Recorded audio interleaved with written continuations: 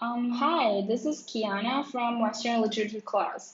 So I'm going to talk about three different writing movements through history, and they are basically Romanticism, Symbolism, Realism, and Modernism. So I'm gonna give definitions to each of them separately. So Romanticism was a literary movement that began in late 18th century, ending around the middle of 19th century, although its influence continues to this day.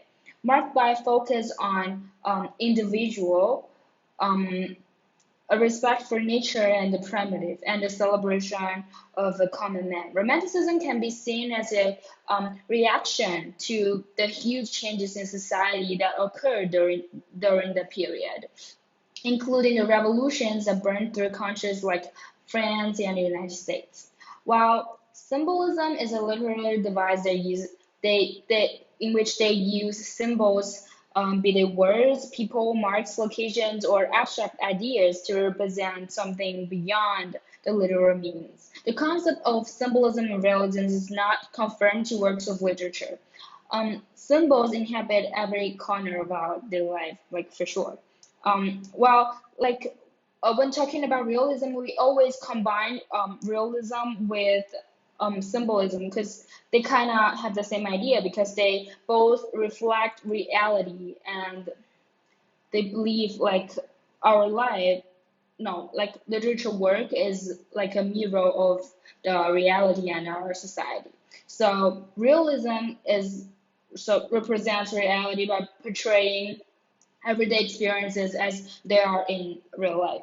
And then we come to modernism. So in class, we kind of talk about existentialism at the same time with modernism because they kind of share similarities. Like different movements like happen in different eras actually have similarities and differences, and they actually associate with each other. Um, so modernism originated in the late 19th century, which is actually after Romanticism and Symbolism.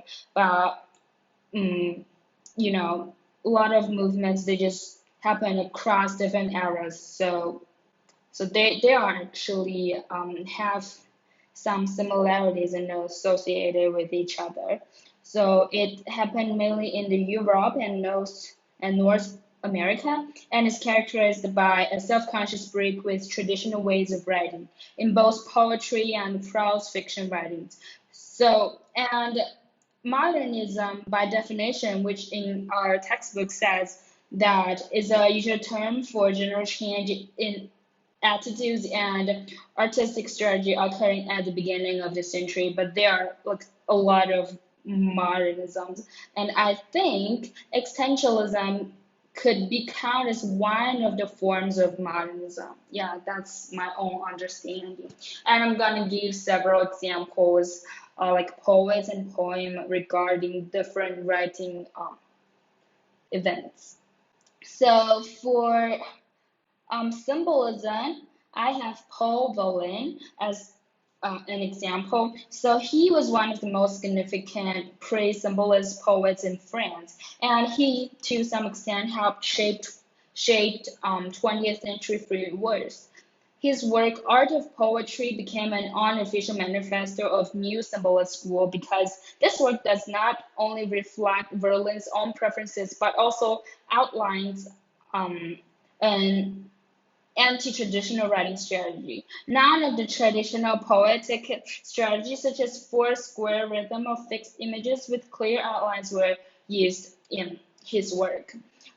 So he literally enjoys verse and pair, and he believes that the uneven lines create a floating effect. Different words create makeup overtones, and composite images render various imaginations for the readers. In another of his work, Autumn Song, he compares himself to a leaf, connecting music to the reason, to the season, and his own feeling through romantic themes of nature and passing time. So, in his work, another work, The Moon Glow, There are overhead voices and reflected images of two intimidated lovers, although human figures never actually appear. It is a positive hour about moon glow from poem we, as readers, could not really describe the scenes, but his description renders vivid images for readers so that we can resonate with the emotions and feelings that he tries to convey to us. Um, so then we go for romanticism. In most romantic literary work, it is not hard to find out that nature plays a significant role, and romantic poets believe that natural environment is always an active force that gives inspiration to them. The poet, according to Romanticism, is only at peace when in nature. Moreover, while in nature, the poet intertwined with the great universal mind. For instance, many of Shelley's poems. So Shelley is one of the most famous romantic poets. His work All to the West Wind indicate nature acts as a universal power, and this kind of power refreshes and aligns human minds. They made frequent use of personification with nature, ascribing human traits to fields, streams, and lakes. So nature, in essence, became emotionally expressive. And on the other hand, nature renders romantic poets emotions and imaginations of an ideal world because they would associate from the society. So this is actually a very similar point to symbolism. So romanticism romantic poets, they try to escape from the society, and symbolism kind of reflects the society. um, and nature renders romantic poets emotions and imaginations of the ideal world because they were isolated from society and far away from their homes. Being in nature provides them the opportunity to achieve the realism of human happiness and spiritual acceleration. So he advocated for the rights of all living creatures, and they were created justly. So one of the common feature of romanticism is that they kind of trying to create a ideal world that is related to nature but isolated from the society they live in. And then it's the modernism, and I specifically use existentialism as an example. So it is a very important and interesting type of literature in the 19th century. So the two examples I used were William Butler Yeats and Marcel Proust. So Yeats is widely called one of the greatest poets in 20th century.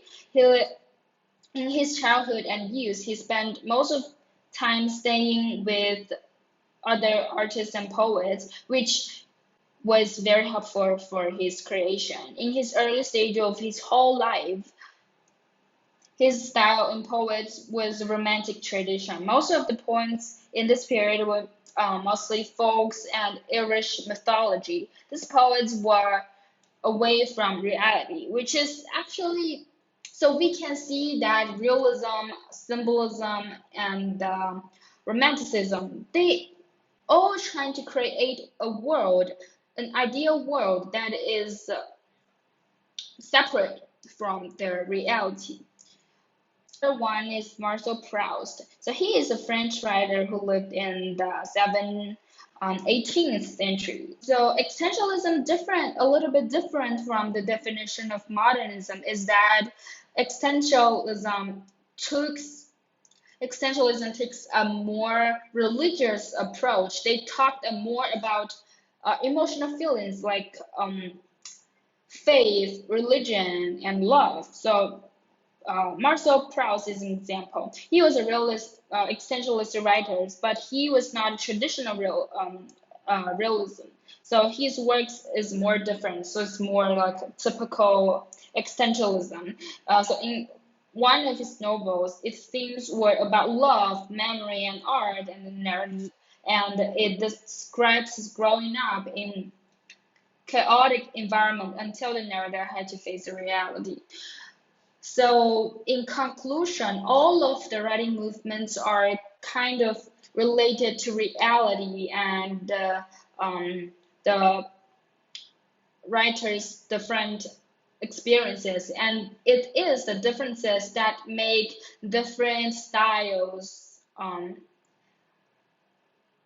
It is the differences that make different styles remembered by readers.